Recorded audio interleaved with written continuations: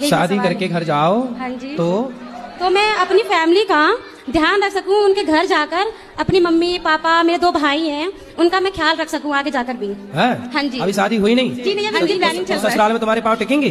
जी ससुराल में तुम्हारे तो रुको, क्लाइमैक्स अभी बाकी है।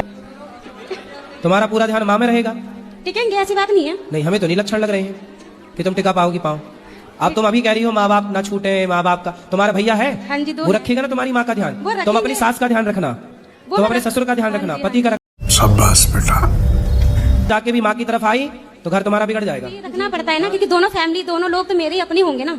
तो सास का ध्यान रखना ज्यादा, माँ का ध्यान रखने के लिए तुम्हारा भाई है। जी है, मानती हूँ। आगे जाके क्या होता है ना कि लड़के बिगड़ जाते हैं, उनकी बहुएं आ जाती हैं तो बिगड़ ऐसे ही जाते तुम्हारा हैं। जिससे लड़का होगा उसकी माँ भी तो कहेगी मेरा लड़का बहू बिगड़ गई। ऐसे ही है, तुम सारी बेटियां यदि माँ का ध्यान रखने लग गई, यदि तुम सारी बेटियां सास का ध्यान रखने लग जाओगी ना, तो अपने आप भारत में बिल्कुल स्वर्ग हो जाएगा हर घर। माँ की तरफ आती इतने तेजस्वी लोग हैं हमारे पास, भाग जाओ तो तुम्हारा घर स्वर्ग बन जाए। फिर क्या हो, तुम्हारी भौजाई आएगी ना, फिर वो भौजाई भी कहेगी अपनी माँ की तरफ जाऊंगी, तुम्हारी माँ का ख्याल रखेगी नहीं। तुम अपनी सास का ख्याल रखो, तुम्हारी भौजाई तुम्हारी माँ का ख्याल रखेगी। यही सिस्टम है, लेकिन तुम इतना समझाए कौन? हाँ जी, बस यही पूछना था मुझे। कुछ मुझे अपने घर जाना है। क्या करोगी अब?